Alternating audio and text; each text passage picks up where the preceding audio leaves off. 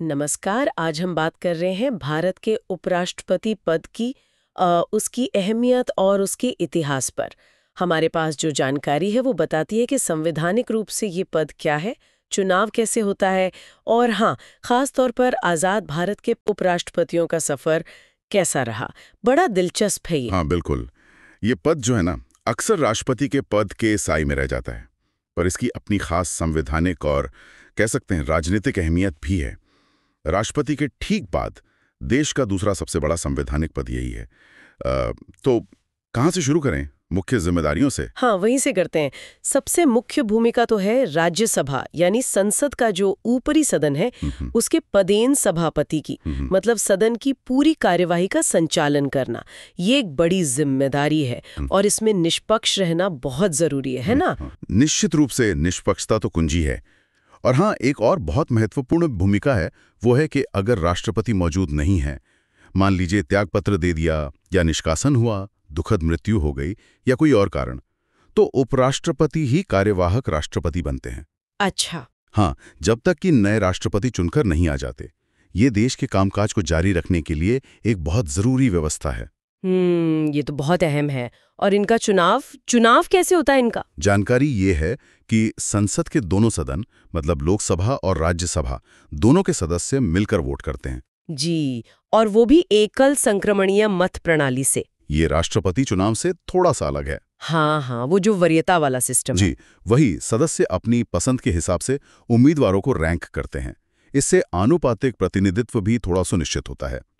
और योग्यता तो भाई भारत का नागरिक हो, कम से कम 35 साल की उम्र हो, राज्यसभा सदस्य बनने लायक हो और कोई लाभ का पद न हो सरकार में। हाँ, ये लाभ का पद न होने वाली शर्त, ताकि शक्तियों का टकराव ना हो। बिल्कुल, शक्तियों के बंटवारे के लिए ये जरूरी है। चलिए अब जरा उन लोगों पर आते हैं जिन्होंने इस पद की शुरुआती पहचान बनाई। आजाद भारत के राष्ट्रपति। इनकी पृष्ठभूमि काफी अलग अलग और सुनने लायक है। सबसे पहले नाम आता है डॉक्टर सर्वपल्ली राधाकृष्णन का, 1952 से 1962 तक। डॉक्टर राधाकृष्णन क्या शख्सियत थे।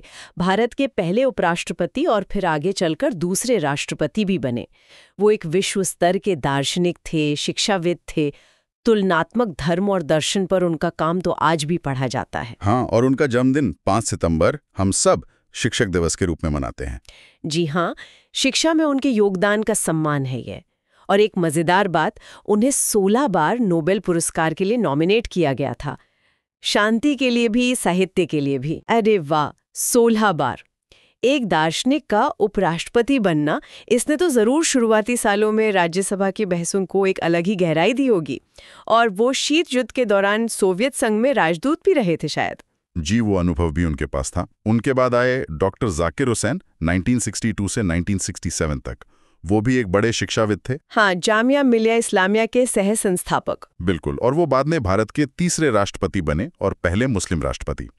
उनका जोर खास तौर पर मॉडर्न एजुकेशन और वोकेशनल ट्रेनिंग पर था। मतलब शिक्षा जगत से ही एक और व्यक्ति। ये देखना दिलचस्प है कि शुरू में अकादमिक दुनिया के लोग इस पद पर आए, लेकिन दुख की बात है कि वो पहले राष्ट्रपति थे जिनका पद पर रहते हुए ही निधन हो गया था। हाँ, 1969 में। उनके बाद आए वराहगिरी वेंकटगिरी, मतलब वीवी गिरी।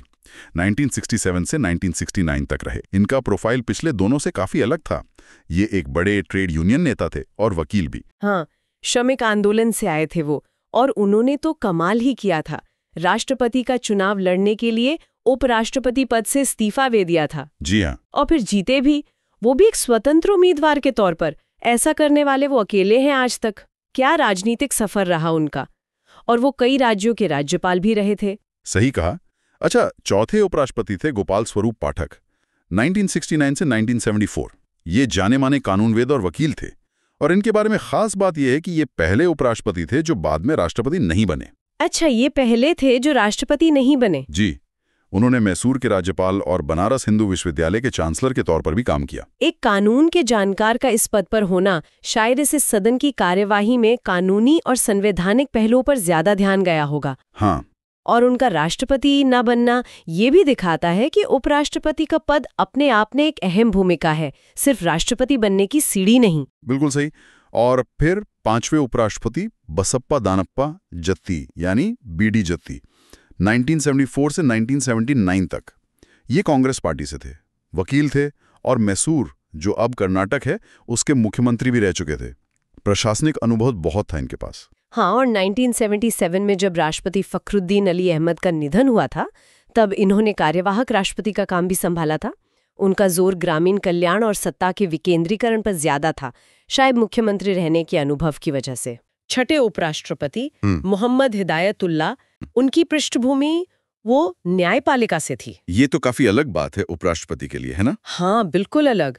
वो अकेले ऐसे व्यक्ति हैं जो चीफ जस्टिस भी रहे, फिर उपराष्ट्रपति बने और फिर कार्यवाहक राष्ट्रपति का पद भी संभाला। तीनों भूमिकाएं, तीनों।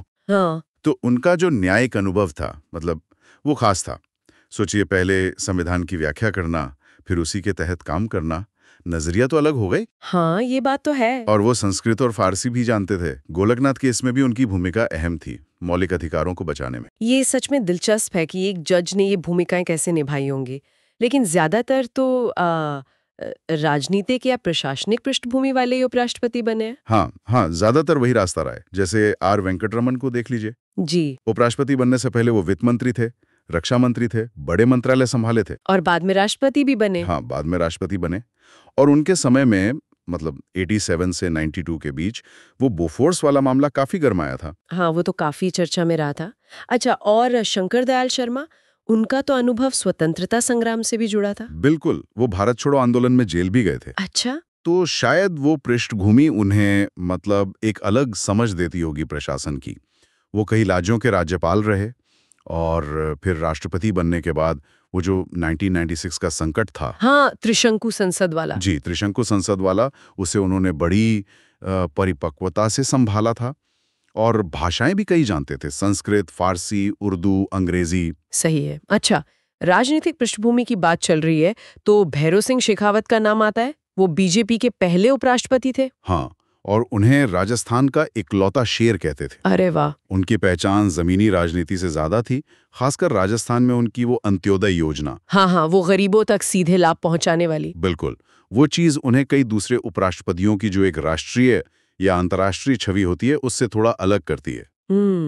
लेकिन वो राष्ट्रपति चुनाव हार गए थे ना, है ना, प्रतिभा पाटिल से। हाँ, 2007 में वो चुनाव हार गए थे। हाल के वर्षों में देखें तो एम वेंकैया नायडू, वो तो अपनी वाकपटुता के लिए, मजाकिया अंदाज के लिए जाने जाते थे। हाँ, सही कहा। उनके वो वन लाइनर्स सदन में काफी चलते थे। हाँ। उन्होंने संसदीय अनुशासन पर बहुत जोर दिया और भारतीय भाषाओं के इस्तेमाल पर भी। जी। उनका तो खैर लंबा राजनीतिक करियर रहा है, आरएसएस से शुरू करके भाजपा में ऊपर तक पहुंचे। और अब मौजूदा उपराष्ट्रपति जगदीप धनखड़, उनका तो पश्चिम बंगाल के राज्यपाल के तौर पर कार्यकाल काफी मुखर रहा। हाँ, वो तो काफी सुर्खियों में था। राज्यपाल के तौर पर राज्य सरकार से उनके मतभेद। उनकी पृष्ठभूमि देखें तो वो ग्रामीण है, किसानी पृष्ठभूमि से आते हैं। अच्छा। और उपराष्ट्रपति बनने के बाद उन्होंने कई बार वो न्यायिक अतिक्रमण की बात कही है। हाँ, जुडिशियल ओवररीच। जी, कि न्यायपालिका को विधायिका या कार्यपालिका के काम में दखल नहीं देना चाहिए। इस पर वो काफी बोलते रहे हैं। तो हमने न्यायिक और राजनीतिक पृष्ठभूमि वाले देखे, लेकिन कुछ ऐसे भी तो थे जो अकादमिक या राजनीतिक दुनिया से आए, के.आर. नारायणन जैसे। हाँ, बिल्कुल, के.आर. नारायणन बहुत अहम नाम है। भारत के पहले दलित उपराष्ट्रपति और फिर राष्ट्रपति भी। और वो एलएसी में पढ़े थे, हेरोल्ड लास्की के छात्र थे। अच्छा। उन्हें संविधान का विवेक रक्षक कहा जाता था। ये बड़ी बात है, विवेक रक्षक, मतलब सिर्फ औपचारिक पद नहीं। हाँ, ये दिखाता है कि उन्होंने इस पद को सिर्फ एक सेरेमोनियल रोल नहीं माना, वो सक्रिय रहे संवैधानिक मूल्यों के लिए। ये विवेक रक्षक वाली बात सोचने वाली है कि ये पद सिर्फ संवैधानिक ड्यूटी नहीं, शायद एक नैतिक जिम्मेदारी भी है। अच्छा, कृष्णकांत जी की पृष्ठभूमि भी तो अलग थी, वैज्ञानिक थे वो। हाँ, वो वैज्ञानिक थे, CSIR के अध्यक्ष रहे। विज्ञान टेक्नोलॉजी में काफी रुचि थी उनकी, और बंटवारे का दर्द भी उन्होंने झेला था। उनके पिता की मृत्यु हुई थी उसमें। और दुर्भाग्य से ये वो अकेले उपराष्ट्रपति हैं जिनका पद पर रहते हुए ही निधन हो गया था 2002 में। हाँ, ये दुखद था। और आखिर में मोहम्मद हामिद अंसारी, उनका कार्यकाल भी तो काफी लंबा रहा। जी बिल्कुल, डॉक्टर राधाकृष्णन के बाद वो दूसरे थे जिन्होंने 2 कार्यकाल पूरे किए। अच्छा, 2 बार? हाँ, उनका अनुभव ज्यादातर डिप्लोमेसी का था। ईरान, अफगानिस्तान, सऊदी अरब, इन जगहों पर राजदूत रहे। AMU के VC भी रहे। जी। और उन्होंने अपने कार्यकाल में, मतलब, अल्पसंख्यक अधिकारों जैसे मुद्दों पर अपनी राय काफी खुलकर रखी। तो ये तो साफ है कि भारत के उपराष्ट्रपति पद पर बहुत अलग अलग तरह के लोग आए हैं। कोई जज, कोई अनुभवी नेता, कोई डिप्लोमैट, यहाँ तक कि वैज्ञानिक भी। हाँ, विविधता तो काफी रही है। और कई तो आगे चलकर राष्ट्रपति भी बने, कुछ ने 2-2 कार्यकाल किए। ये विविधता ही इस पद की एक खासियत है शायद। बिल्कुल, हर कोई अपना एक अलग अनुभव, अपना नजरिया लेकर आया। यहाँ एक सवाल मेरे मन में आ रहा है, जो शायद हमारे सुनने वाले भी सोचना चाहें जी। कि इन उपराष्ट्रपतियों की ये जो अलग अलग पृष्ठभूमियां थीं, न्यायिक, राजनयिक, राजनीतिक, वैज्ञानिक, इन्होंने सिर्फ उनके संवैधानिक काम को ही नहीं, बल्कि शायद अनौपचारिक तरीकों से भारतीय शासन पर उनके असर को कैसे शक्ल दी होगी, इस पर सोचना दिलचस्प हो सकता है।